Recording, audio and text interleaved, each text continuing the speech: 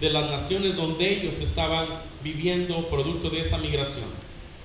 Y eso fue el derramamiento del Espíritu Santo, del que cuando surge el avivamiento de la calle Susa con William Seymour, y empiezan los creyentes de las iglesias históricas a hablar en otras lenguas y a orar por los enfermos y a ver a los enfermos sanar.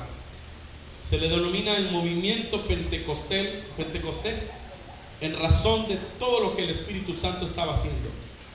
Pentecostés no es una religión, Pentecostés no es una denominación, Pentecostés es el arranque de un movimiento del Espíritu Santo dentro de la iglesia.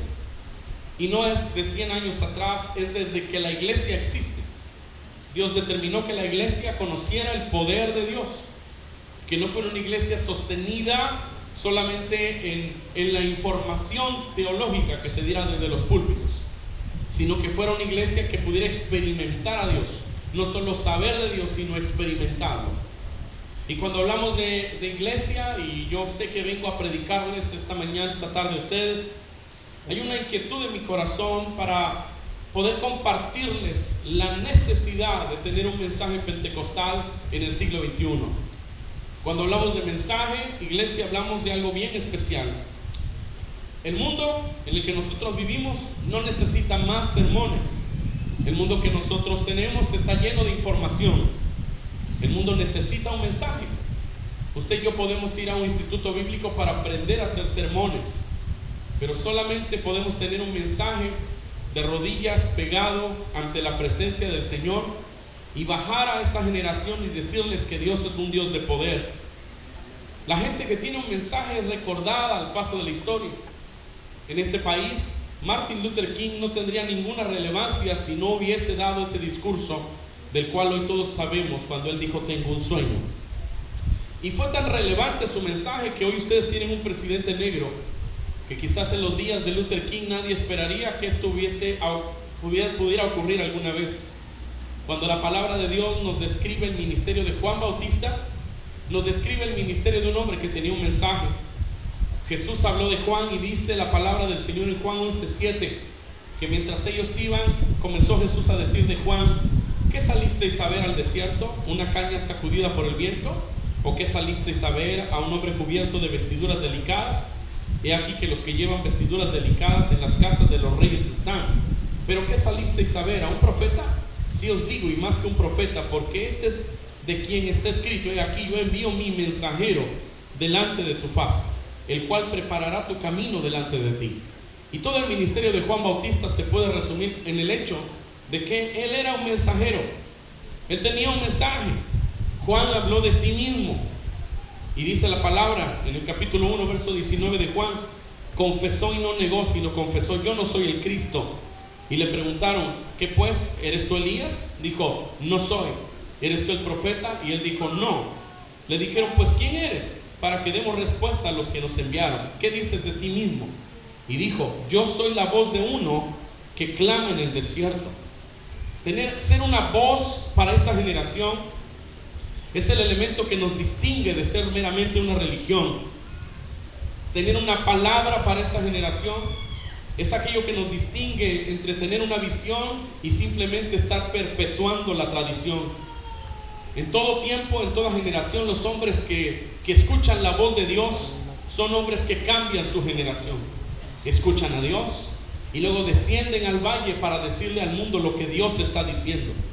Cuando el salmista describe la voz de Dios, la describe como poderosa. En el Salmo 29, en el verso 3, dice: voz de Jehová sobre las aguas, truena el Dios de gloria. Jehová sobre las muchas aguas, voz de Jehová con potencia, voz de Jehová con gloria, voz de Jehová que quebranta los cedros. Quiebra Jehová los cedros del Líbano, los hace saltar como becerros. Al Líbano y al Sirión como hijos de toros salvajes. Voz de Jehová que derrama llamas de fuego. Voz de Jehová que hace temblar el desierto, hace temblar el desierto de Cádiz. Voz de Jehová que desgaja las encinas y desnuda los bosques en su templo. Todo proclama su gloria. Y cuando la Biblia describe la voz de Dios de tal manera, nos está diciendo que cuando algo sale de los labios de Dios, algo ocurre aquí en la tierra. No es lo mismo predicar que el pararse en un púlpito y poder decir así dice el Espíritu Santo. En la iglesia hoy más que nunca necesitamos la voz profética de Dios hablando a nuestras ciudades. La iglesia necesita tener un mensaje que haga libre a la gente que pueda escucharle. La gente hoy, nosotros necesitamos urgentemente hombres que se levanten con un mensaje poderoso de Dios para sacudir nuestras ciudades. Amado, esta tarde, yo no he venido a emocionarle a este lugar, pero he venido a soltarle un desafío de parte del Señor. Todos tenemos buenos puntos de vista sobre Dios. Sin embargo, ninguno de nuestros puntos de vista está por encima de la palabra. La palabra sigue siendo esa espada que puede penetrar a lo profundo. Y dice la Escritura, como desciende de los cielos la lluvia y la nieve, y no vuelve allá, sino que riega la tierra y la hace germinar y producir, y da semilla al que siembra y pan al que come, así será mi palabra que sale de mi boca. No volverá vacía, sino que hará lo que yo quiero y será prosperada en aquello para lo cual la envié. Así que hoy más que nunca nosotros necesitamos ser una iglesia de la palabra, una iglesia que pueda proclamar esta palabra con pasión y con el poder del Espíritu Santo. Pablo decía de su mensaje, no me avergüenzo del Evangelio, porque es poder de Dios para salvación a todo aquel que cree. Este mensaje que nosotros tenemos, el mensaje de la palabra, iglesia, no son buenas opiniones nuestras, no es un mensaje motivacional, no, es el mensaje que cambia vidas, es el mensaje que transforma corazones. La iglesia más que nunca necesita ser bíblica. El mensaje nuestro necesita ser un mensaje poderoso en la palabra.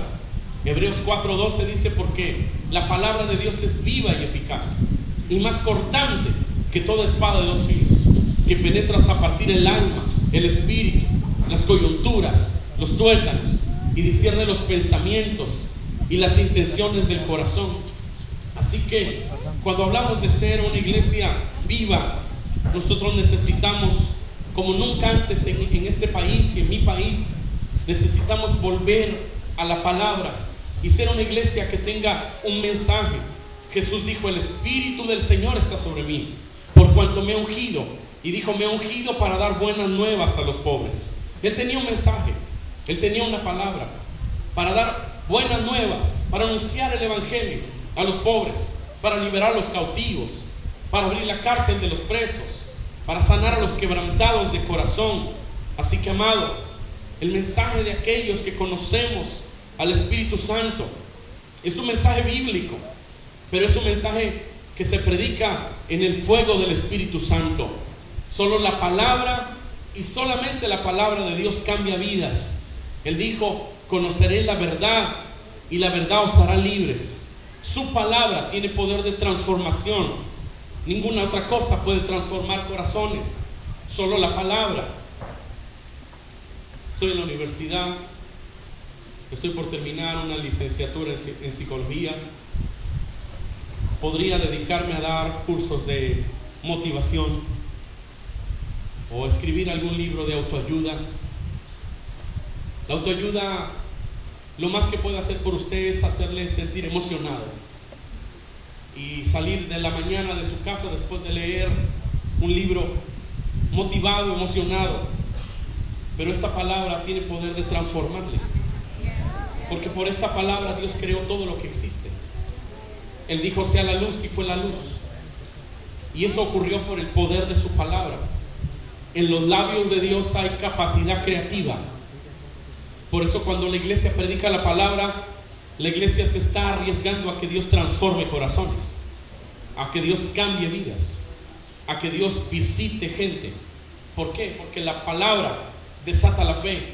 La fe viene por oír, y oír la palabra de Dios. Ahora podemos conocer la palabra, pero necesitamos anunciarla bajo el poder del Espíritu Santo. Y entonces tendrá que ser un llamado a la oración, porque no es cuánto sabemos, sino cuánto oramos. No es cuántos cursos tenemos, sino cuál es nuestra relación con el Espíritu Santo. Hay un santo de Dios que escribió estas palabras: ni erudición, ni pureza de expresión, ni profundidad mental, ni las flores de la elocuencia, ni la simpatía personal pueden sustituir el fuego del Espíritu Santo. Nuestros púlpitos necesitan ser consumidos en el fuego del Espíritu Santo de Dios.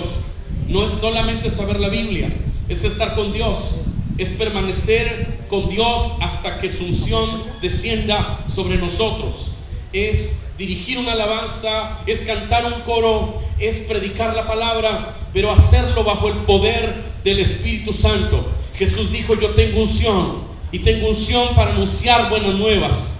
Y Él lo hacía, y cuando Él lo hacía, algo pasaba. Los poderes del infierno eran quebrantados, los demonios salían huyendo, los enfermos eran sanados.